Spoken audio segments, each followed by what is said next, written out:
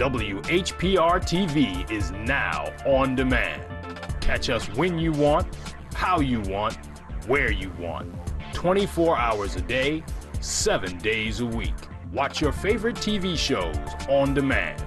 And be sure to download the WHPR app. We're now on demand at your demand. WHPR TV Detroit on demand.com, a Watkins Broadcasting Company.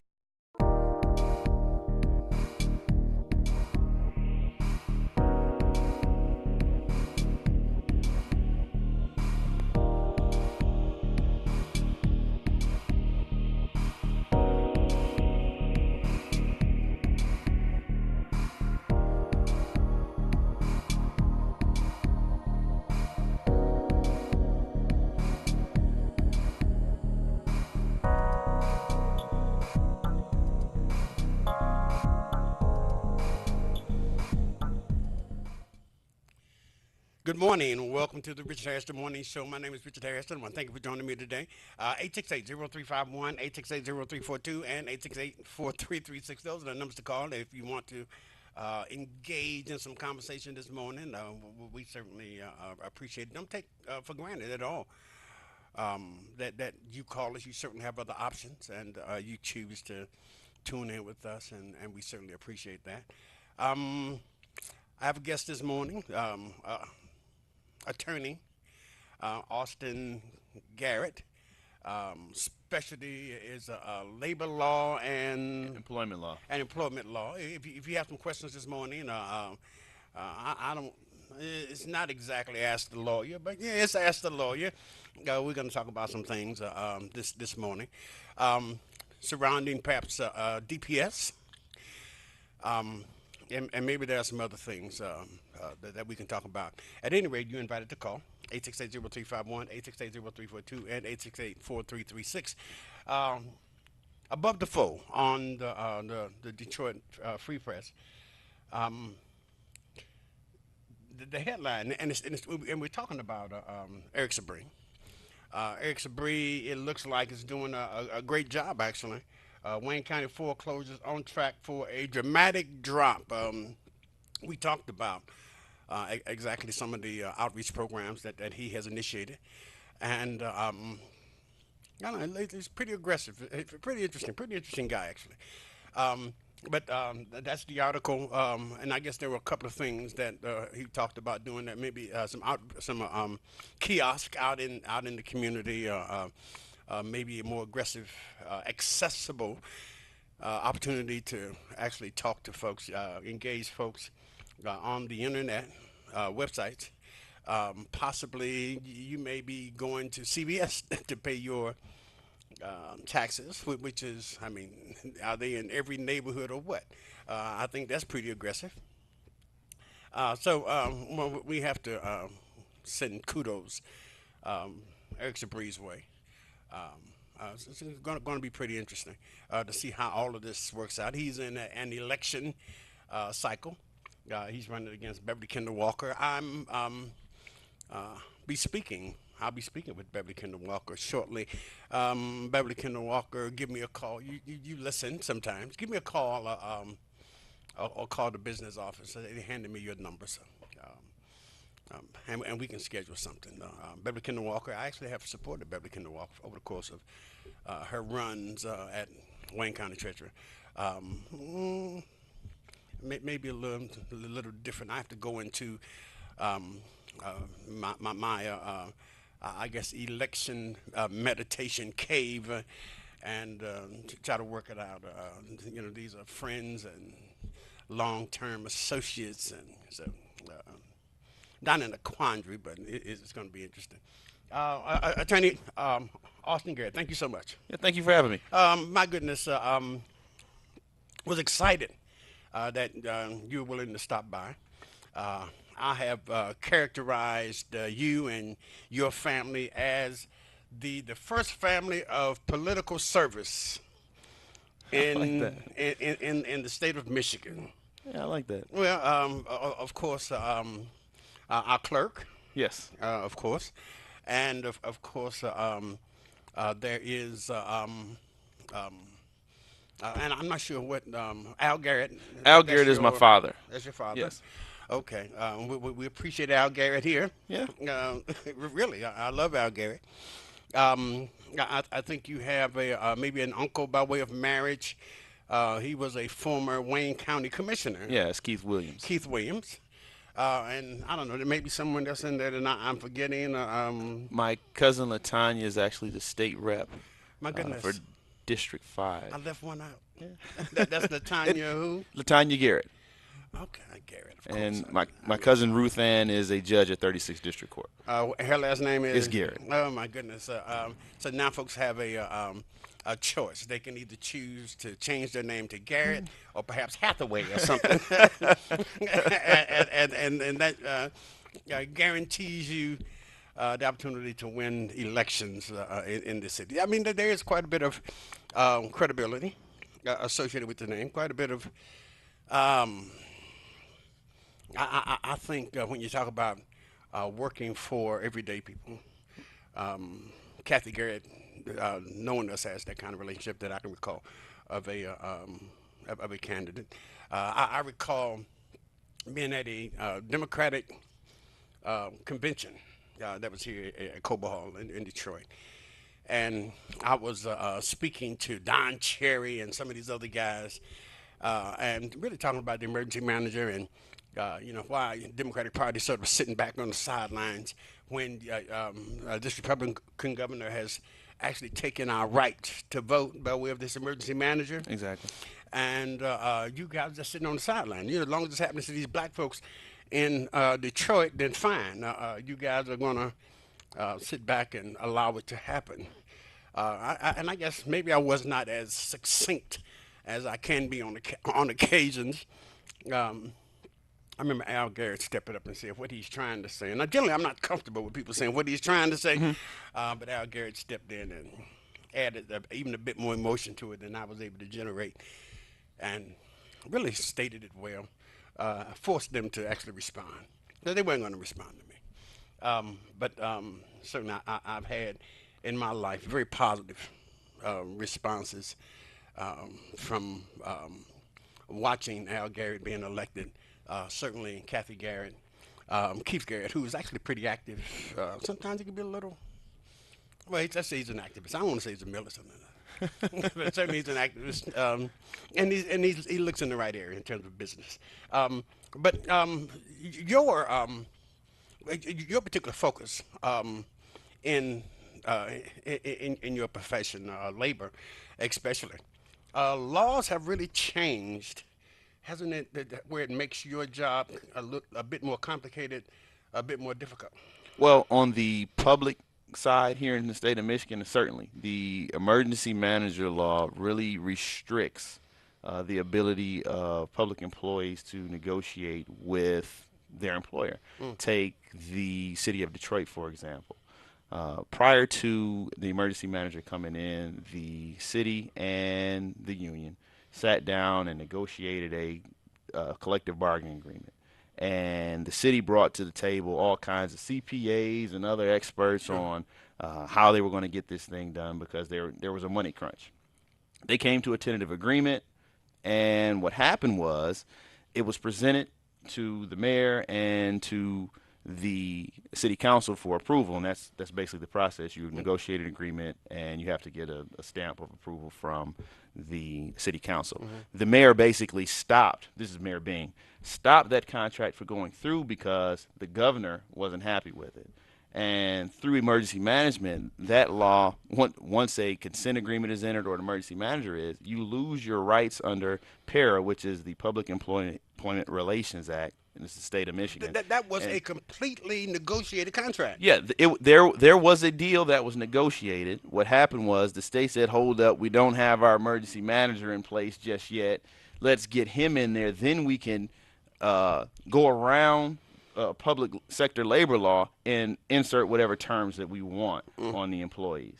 So I think in the sense of public employment, the change to the emergency manager law greatly restricts what you're able to do. The same exact thing or similar thing happened in Wayne County, in which the county commissioners actually approved a consent agreement, which Right. again kind of puts the labor unions or the workers under the gun to accept terms or be imposed upon at the whim of the county executive.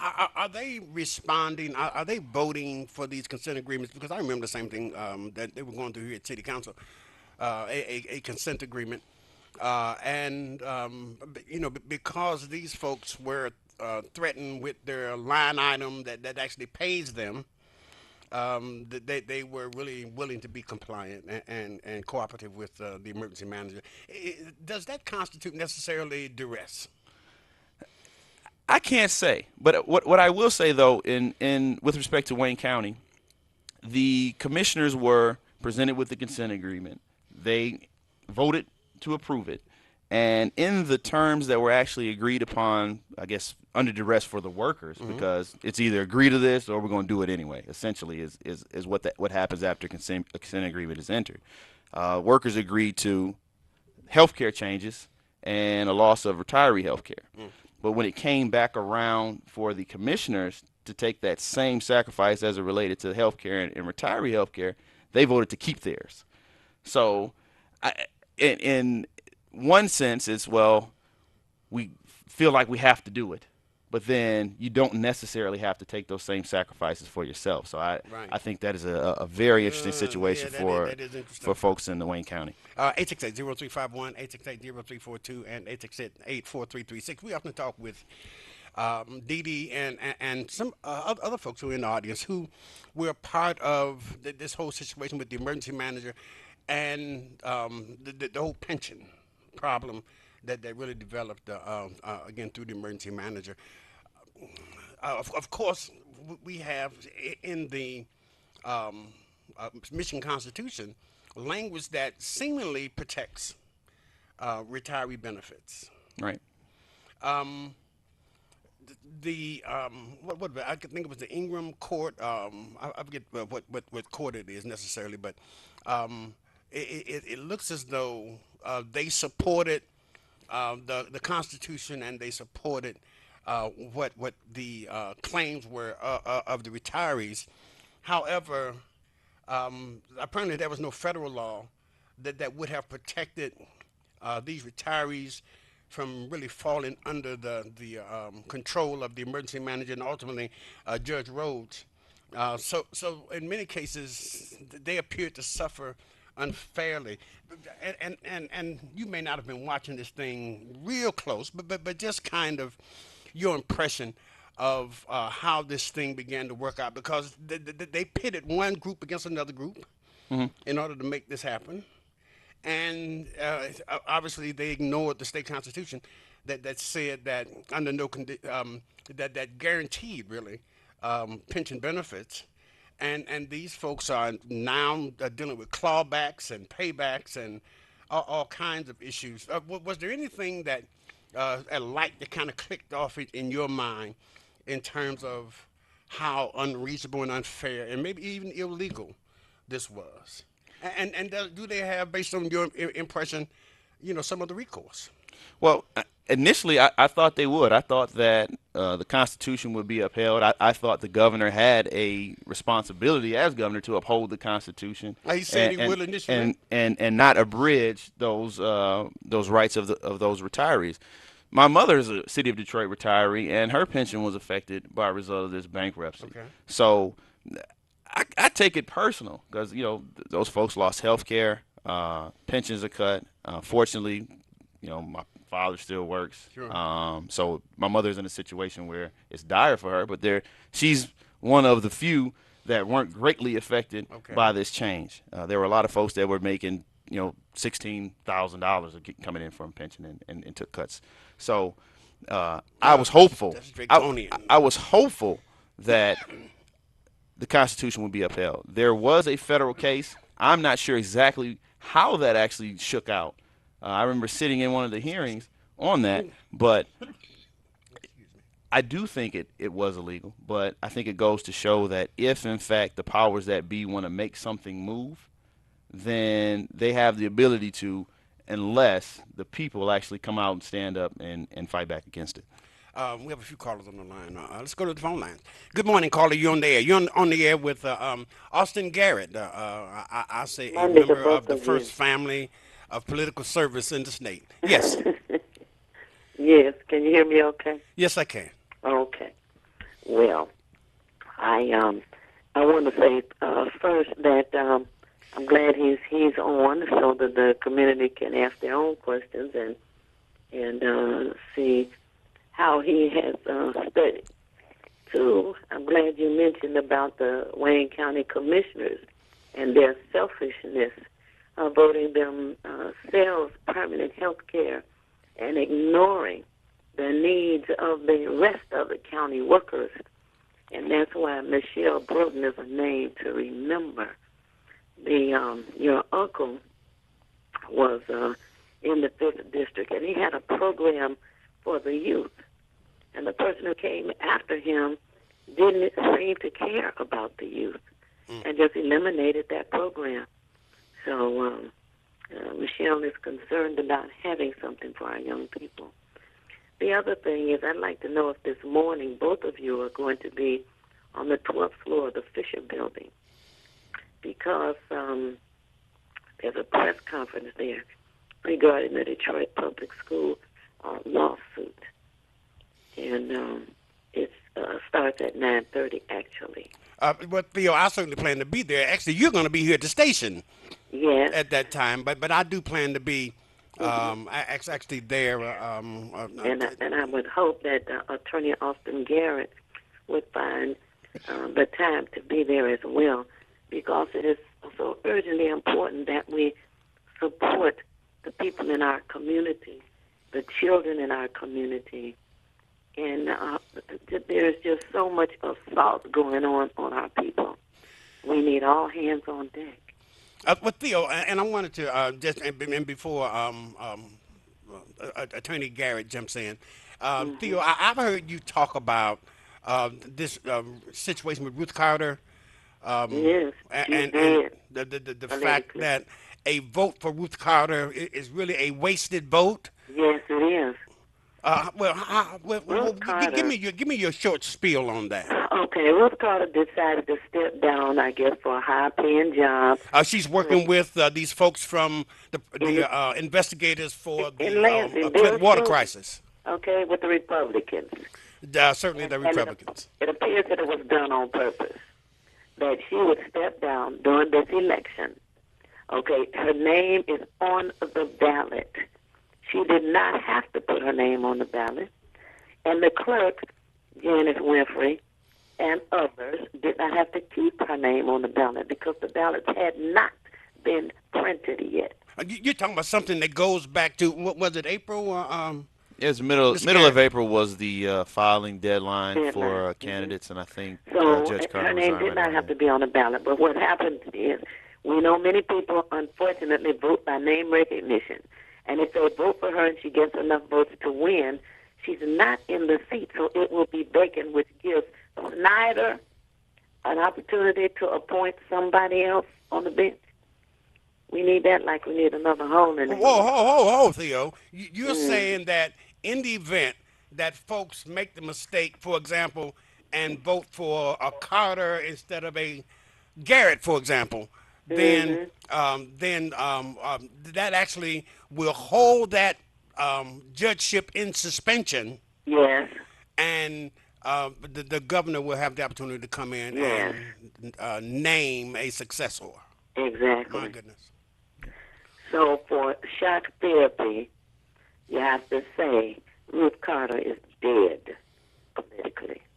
Okay. Ruth Carter is dead. That's an unfortunate slogan, Theo. But see, what happens is you don't hear the third word. The third word is politically. That's what I see.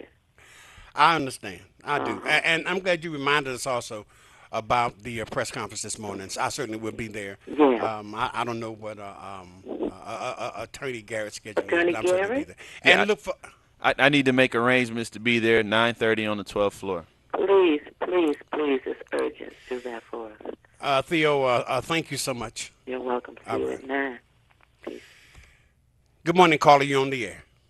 Good morning, Richard. Good morning. Dee, You're on the air with attorney Austin Garrett. his family is amazing. I concur.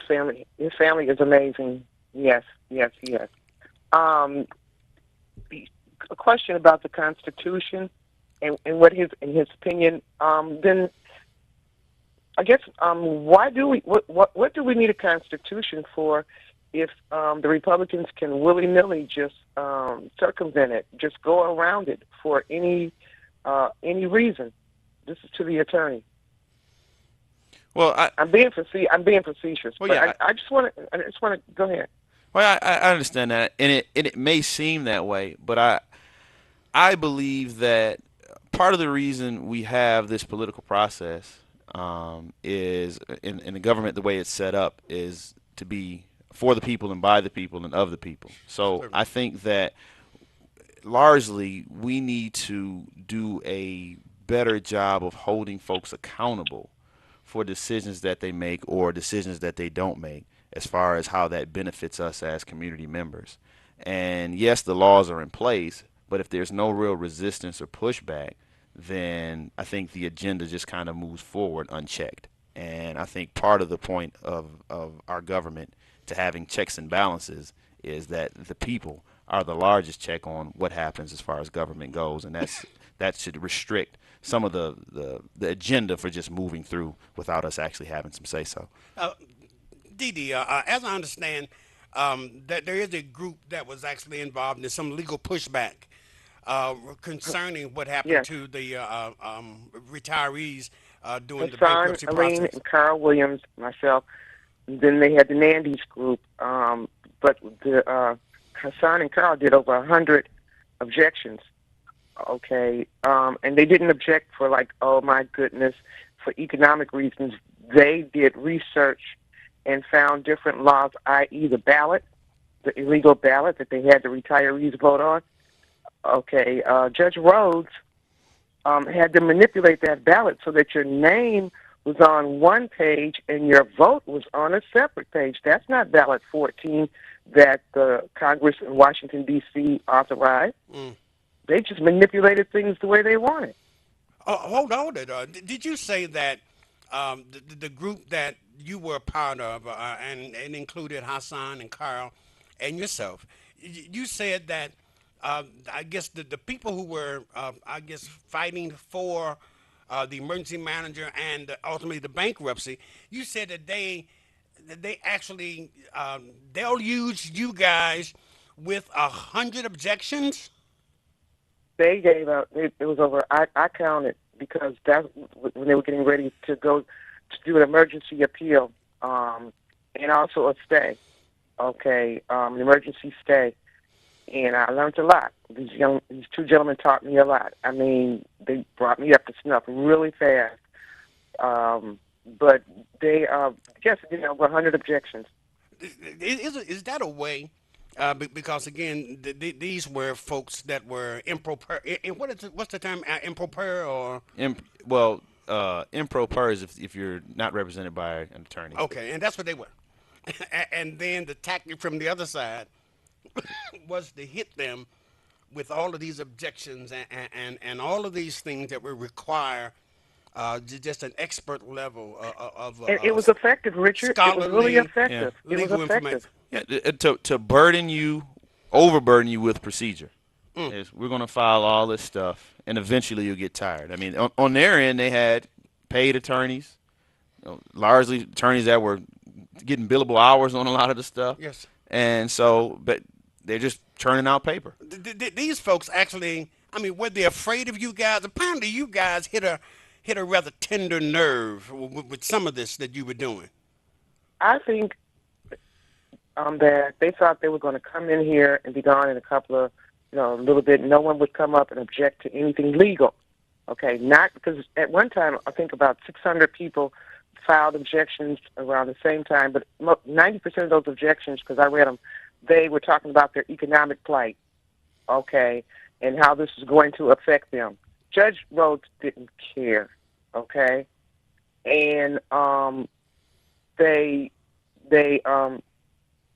Then all of a sudden we got the group together at Nandy's, and people started doing it. Carl started writing objections. Hassan would come up with the ideas, and they would get together.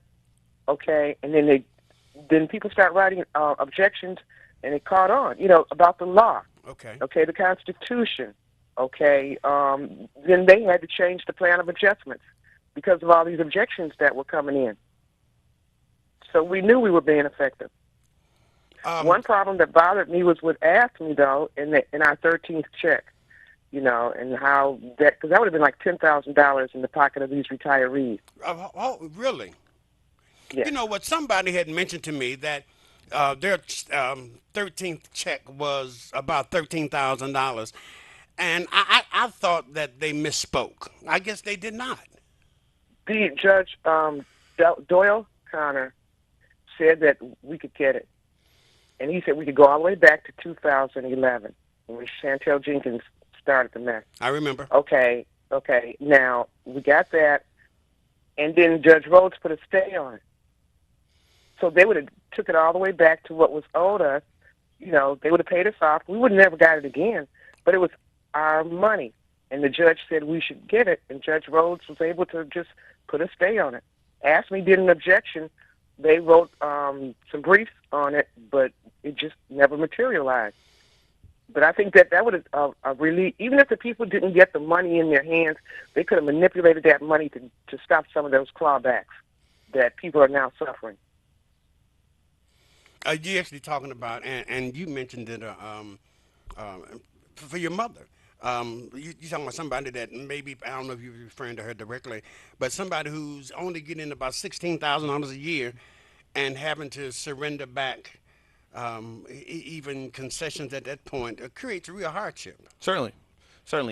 And as far as the details of the plan of adjustment, I was not necessarily around for that portion, but during the bankruptcy and during the portion of the emergency management, there were thousands and thousands and thousands and thousands upon thousands of documents that we were to review. Okay. And it just seems that from the onset, from years ago, there was a plan in place to kind of send us down that road. And I think that what the sister is talking about as far as Judge Rhodes maybe not even heeding the call, even paying attention to some of the objections that were listed, seems to fall in line with that. He appeared to be quite welcoming to folks who had these emotional hardship stories. In fact, he invited them, and then they appeared to fall on deaf ear. Yes. And he even told folks, and that's why I told people from DPS to watch this man in that robe. It's what they say on the Hassan and Carl show. It's black on one side and white on the other. His robe, okay? Because he did invite the retirees to come, and you can interview Kevin, or you can interview anyone you want. It's a special list of retirees, and we had to respond in a certain length of time, okay? And they got to ask questions. Guess what? They didn't take notes, or the court reporter was not there. So it was just like having a spot of tea. They set up, they set up confessionals, and that was the extent of it. Didi, I appreciate your calling. Thank you so much, Richard, for letting me vent this early in the morning. It's and thank you to your guest. Thank you for calling. Appreciate it. And Bye-bye. My guest, a extraordinary young man from an extraordinary family, That's attorney. right. Bye-bye. Attorney Austin Garrett. Thank you so much. Good morning, caller. You're on the air. Good morning, fellow patriots. Brother Patriot, how are you, sir? I'm just fine, sir. Mr. Garrett, I appreciate him coming out and even came to my event last month, Rich. And so every time I'm out in the public, he's everywhere. Now, even if I was on the fence about voting for him, I would be insured to voting for him, because anybody can knock the signal off of cable TV for being a guest for what he's saying.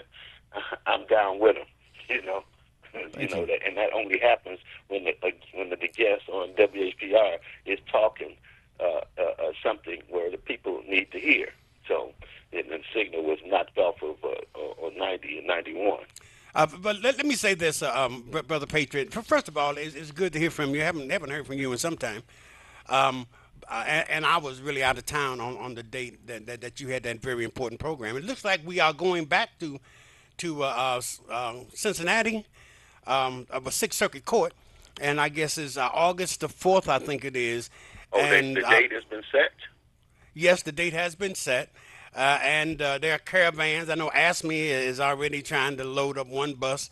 Hopefully, we can get many buses. I plan to be a part of a caravan that drives up there, and it's based on your yearly admonishment that we missed the opportunity. It was the shot not heard around the world. If I'm quoting you right, That's correct, Rich. and it was part of the anniversary of the program that you had actually. Well, I won't miss that opportunity this time. And again, it's based on what you have reminded of us of over the course of the years. Well, I hope nobody misses that date. I hope Cincinnati is locked up so tight that it's the day that the people in Cincinnati will never forget. They'll be talking about it for 100 years to come, that the people in this city and in America spoke up and spoke against tyranny, and this is fascism, because that's what this country is headed for. And I wanted to ask Mr. Garrett a question, because I heard him mention the balance of power, the structure, the executive branch, the legislative branch, and the judicial branch of our government. It seems like these systems have failed America, because when 92% of Americans want simple gun change, and it don't even get considered to be voted on, when the people in this state vote against Public Act 4, and then the legislators go back and revamp Public Act 4 to a more egregious law, what is the citizens' regress but our court system for us to administer law and order? Because 14 years ago, I just knew we had won this case, because this, to me, was taxation without representation. It just went all against the grain of our Constitution. Yeah, and actually, Attorney Austin Gary, you did kind of touch on it a little. You see, because what's so important, and I'm not being facetious when I say you are a flag waver, and you carry your flag everywhere you go, because you want to send the message that black people have every right to all of these opportunities. Excuse me. All of these opportunities that other folks get, and actually, you are making this assault on white privilege is really ultimately where this thing goes. But Attorney Garrett, you sort of began talking about we as a country. We decide that we want people to come together by way of elections, but we decide that we want people to represent us. We want people to establish a government, and it's something that we agreed to. Right. And what Brother Patriot is saying is that this thing has gone just totally wild and out of control. Yeah, I think it goes to the reason why we have elections in the first place is for the purposes of accountability. So, like, take the judges, for example, the judiciary. In the state of Michigan, we elect our judges. So, we vote for them. And around election time, like it is now, you have candidates for judge and judges that are seeking re-election going around the state, going to different events, and basically explaining their record or why they're running for office and their history. And a lot of time you hear about the experience they have either practicing law or what they've done on the bench, which ultimately is important. And you want someone that's fair, you want someone that's compassionate and considerate to the folks that come before them. But I think it's more than that as voters that we need to know about the folks that we're actually elected in these positions. It's what they think about what's going on in the community, what laws are actually affecting or impacting the folks that are going to be electing them. So it goes deeper than what quote-unquote qualifications you have from a legal standpoint, but where are you on the issues that affect us most that might not necessarily come before you in court, Right. but where are you on our stuff? So I think that's a question that we need to ask not only of our judges, but of everyone that is actually seeking elected office. We want folks from our group to go to the state house, to go to the governor's mansion, to go on these various court You're benches saying that to make sure that there's a we know. unique perspective Yes. that needs to be represented in these groups. Exactly, and we need to pick from our group, pick from the community, and put folks that think like us, that feel like us, that know us in spots, so where the issue that affects us comes before them, they make the right decision because they know it affects them as well. We have seen, and Brother Patriot, I'm sure you agree, we have Yeah. seen the politicizing of the judges from federal court, I guess these local state courts, all the way up to the Supreme Court. Yeah. And it is the political politicalization, I get it, of an area that is I guess a part of again these checks and balances. And Brother Patriot is saying that all of this has really failed and has become skewed. And you're saying that our only option now, well, maybe we can have sit-ins in the well of Congress, but unless we really get out there and vote. Right. I don't think voting is our only, but I think that's our best and our most powerful at the time ability to actually change the way things are constituted. But once voting, you can't go vote and then sit down. Even the folks that you are of the community that you're putting in these elected positions, we still have to hold them just as accountable because they're the ones with the power now, and we need to speak truth to them every opportunity. And of course, we get a chance to recall. Exactly. Every 4 years.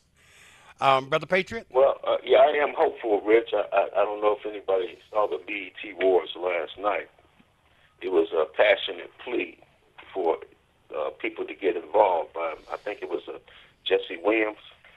Yeah, he gave amazing he made a speech. passionate speech. If anybody didn't see it, I'm sure it's out on YouTube somewhere because it was. It reminded me, as Samuel Jackson said, it reminded me of a speech back in the 60s of involvement. But I need to just say this in closing, that, I guess the statue of the Lady Justice being with the blindfolds on, I think the blindfolds need to be taken off because I understand what it means, but it's not the symbol that it recognizes of being blind. Plus, it's almost like we don't care. We need to take the blinders off so we can see justice again, because we have not seen justice in a while, and we need to start seeing justice again so that people can have confidence in the system. And because they don't have confidence, and I've talked to a lot of folks, they don't have confidence in this system. The system has been corrupted. And it needs to be changed. So we need to have good people. And Mr. Garrett, Mr. Austin Garrett, we met so many times in the public in the last year because he's been everywhere, just about. I have high hopes for the judicial system if he is elected. Thank you. Well said, Brother Patriot. Thank you so much. And folks, I need to take a break. I promise you it's going to be a quick break. Hold your positions on the line. We're going to return. We are engaged and at the advantage for having Attorney Austin Garrett in with us today. And the nicest part about it, this is talk. And he can talk about many issues, so that makes what I do all the more easier. But let us take a break. Hold your positions. I'll come to you back after the break, and we'll be back in just a moment. WHPR TV is now on demand. Catch us when you want, how you want, where you want. 24 hours a day, 7 days a week. Watch your favorite TV shows on demand. And be sure to Download the WHPR app. We're now on demand at your demand. WHPR TV Detroit On Demand.com, a Watkins Broadcasting Company.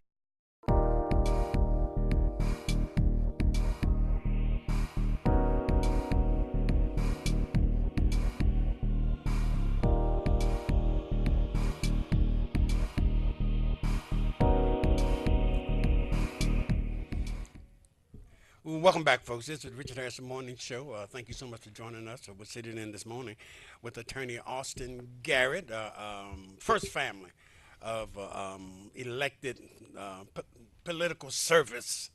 Because these folks, they do a great job in service in this community.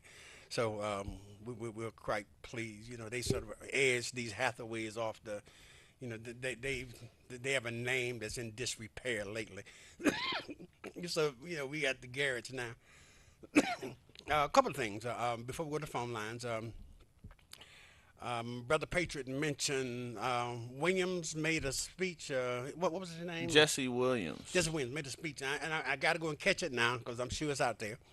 And it made me think about, you know, many days when we were out marching or boycott. Well, we wasn't boycotting, but certainly marching over emergency management issues.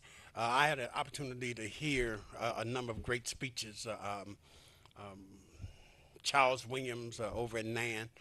And then there was, of course, Dr. Bullock, Reverend Dr. Bullock, Dr. David Bullock.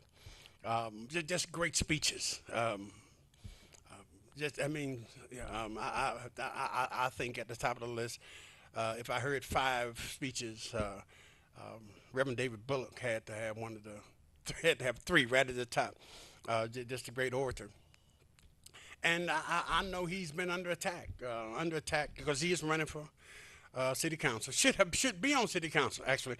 He should have been, he was the closest vote getter. I think the next person in line, actually, they kind of skipped over him for some political reasons. I don't know, personal reasons, I'm not sure. But I think he had the next largest amount of votes that could be had. And, well, they decided that they wouldn't use that method of next available based on votes, and they went to another process. But you know, now he's in this race, and I believe that he actually jeopardized his political career by getting involved in the recall. Some folks say that he was really trying to create an advantage for himself. I can't see it. You know, this was something that some folks believe was destined to fail, you know, based on how the legislature changed the game in the last minute and they kept moving the goalpost. He did get involved and begin the ways to fight. Just a monumental fight. I have not gotten an update. I'm not very optimistic, but I haven't gotten an update. But he really jeopardized his own political career, I believe, to get involved in the recall. I appreciate him, I do, because, you know, we needed to have some kind of response. And there needed to be a response from this community.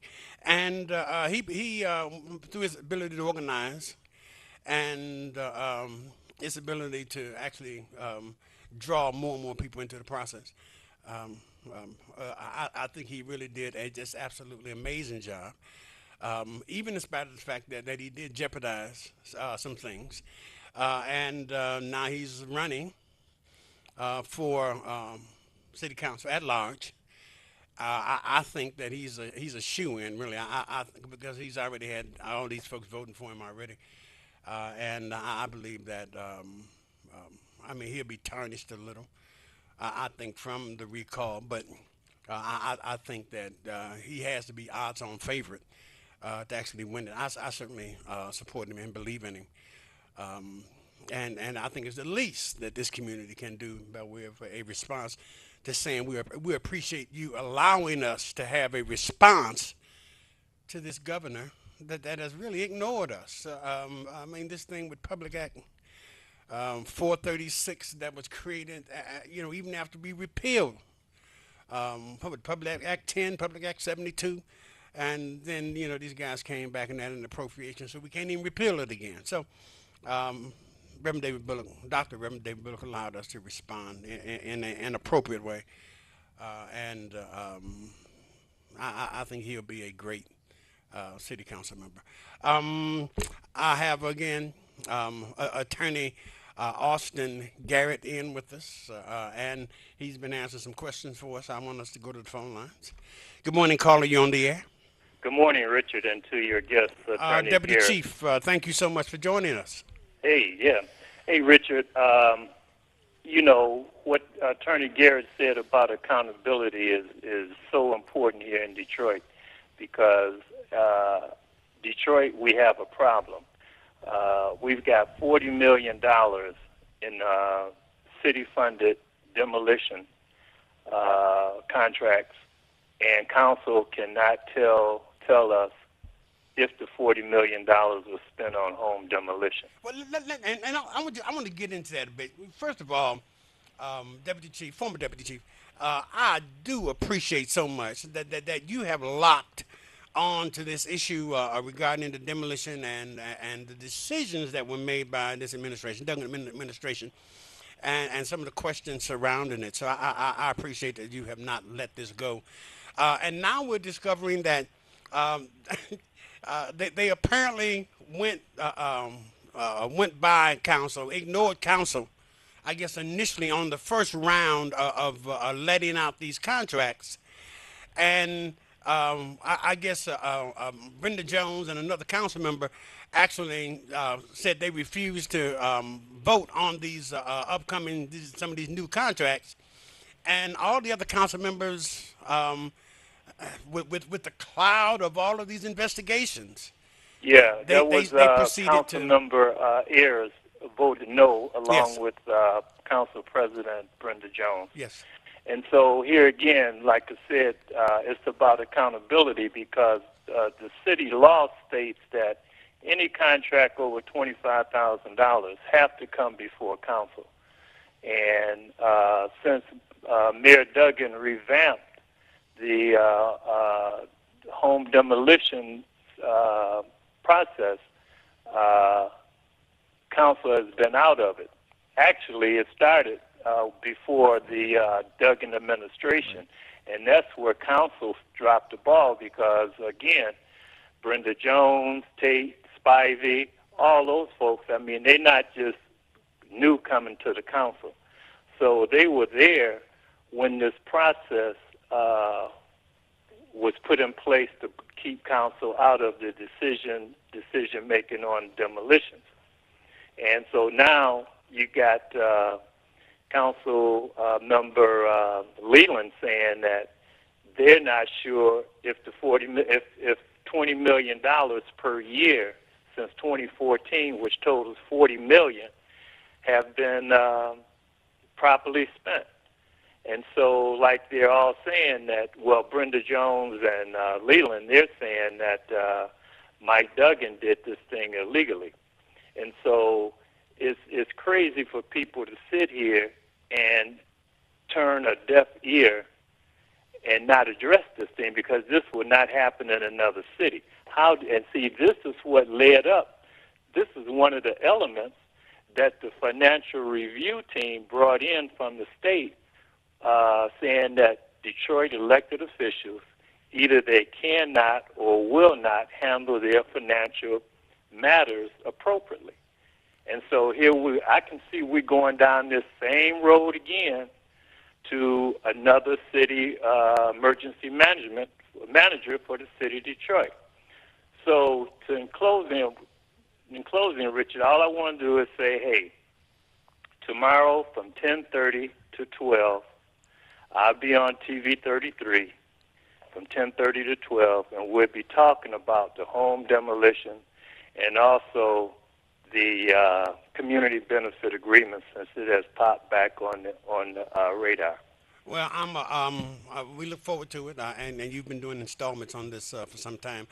I do regret that you are doing, I guess, these programs because, you don't drop those pearls on my program any longer, so I can't scoop you on your own issue.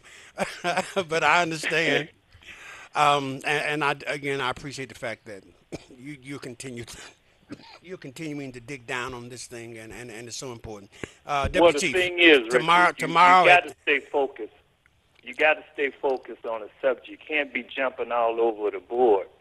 That's the way we're being beat, and that's why you hear me say for the 21st century politics, most of our people don't know how to fight. And it sounds like what Attorney Garrett is saying when he said that we need to get our people to represent our interests in the office. It sounds like he's alluding to we need to create a slate of community people who we trust, who have been out in the fight, put them on the slate, run them for office, and find a way to financially support their campaign. I agree. That's great. He said our people are. The way he characterized it was really great. All right, thank you so much, Deputy Chief. I really do appreciate it. All right. You could have comment.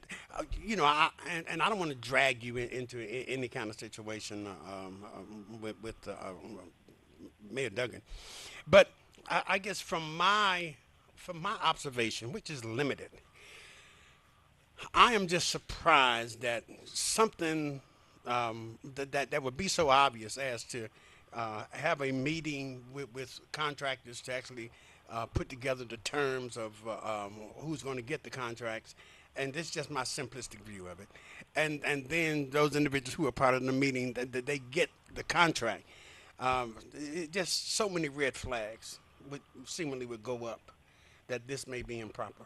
Well, I think that's the reason for the city council approval process, and that's supposed to be the check for that type of situation. But if in fact you're the mayor or anybody or the county executive or any other executive, you want to get your agenda through. Yep. And if you can get it through without jumping through hoops or any other obstacles, by way of going through council, then I think you want to do that, because I guess if you want to do good for the city, then you're probably going to be a results-oriented person, and it's on the check for that to make sure that the steps that you're taking to get the results, the desired result, is actually happening. Right. So, as the brother was saying about the demolition contracts, and at least the article I read talked about it happening before the Doug administration. So they've been going around the city council for some time, right, and the city council not weighing in on approving these certain contracts. So yeah, we've been violating the ordinances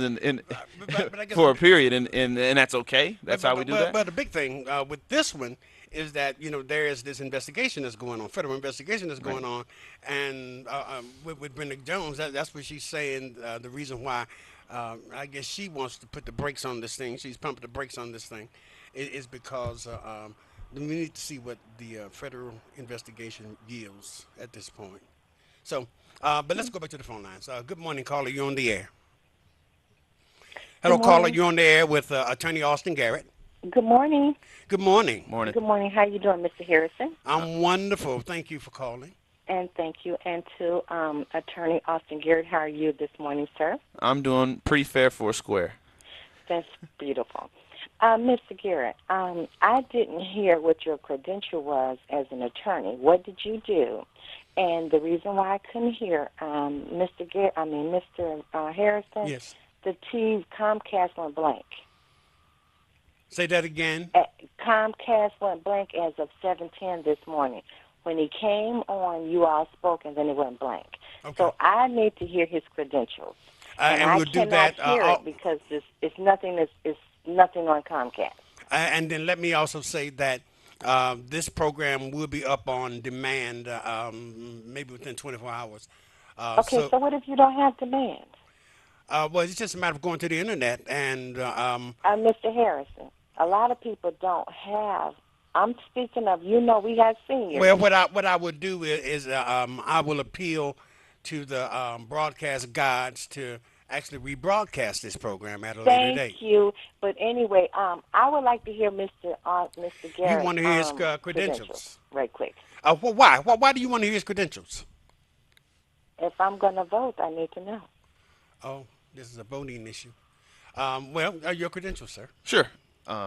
I am a lifelong Detroiter, product of Detroit Public Schools. I went to Martin Luther King Jr. Senior High School, went to the University of Michigan, Ann Arbor for undergrad, got a degree in political science there, and came back to Detroit and went to law school at Wayne State. Since that time, I've been a practicing labor and employment law attorney. So basically, I represent labor unions and individuals. And so in court, in other tribunals, collective bargaining, as well as arbitration. So basically fighting for the respect and dignity for working people. And those are my credentials as far as being an attorney, with addition of taking friends and family cases on whatever I can help out those folks with in areas that aren't labor and employment law. It looks like sometimes pro bono. Thank you so much, caller. This is our last call of the day. Good morning, caller. You on the air? Good morning, Richard. This is Beverly Kendall Walker. Beverly Kendall Walker. How are We've you? had some issues with Comcast. I couldn't get. Well, I wanna fix those issues. So there'll be everything will be in place when you would join us. How is maybe I should do this over the phone, over the air. How about next Monday? Next Monday will be fine. 7 o'clock. 7 o'clock. Yes, okay. ma'am. See you then. All right. Now, was there something else you wanted to add? No, I mean there's a whole lot I can get into, but you only have a minute, so. But That's Austin Garrett, good guy. Austin Garrett is a good guy. Comes from a wonderful family. Beverly Kendall Walker, thank you so much. All right, God bless. And I'll see you next Monday. Monday, 7 o'clock. All right. See you then. Thanks. Bye. Attorney Austin Garrett, thank you so much. You got to come back. Yeah, I will. I appreciate it. I thank you for having me on. I thank you for inviting me back. He knows my children, my boys. They probably sit around and listen to rap music or something. It's confusing to me, but you're an impressive young man. Thank you. And we'll have you back and maybe talk about and we'll let it be driven by issues that are in the news, but we'll have you back. You become one of those authorities, our resident labor authority, and wonderful. We'll talk about it. Yep. In closing. Yeah, I just wanted to thank you for having me on. I think that it is election season, and we have an opportunity. A lot of the discussion today resulted around accountability. Yes. And I think that all of us as citizens of the city of Detroit, we cannot afford not to vote. So we need to get out and vote. Straight party ticket voting has been taken away from us So go to the nonpartisan by the first. legislature. So you need to turn the ballot over. You want to vote for your judges first, then you turn it back over and you vote for each individual, because you can't just check Democrat or Republican anymore. So make sure that you know the candidates that you're voting for, but most importantly, make sure to vote. That is our voice. We probably maybe have you come back and maybe we can reemphasize how important it is to vote that nonpartisan section of the ballot and why that's so important. Maybe that's our next discussion. We got to go. God bless you, hair doctor. He's not here today, but he is but the program is in good hands again. So stay tuned. I'll be back Wednesday with another edition of Crisis in Flint, Michigan. So until then, God bless you.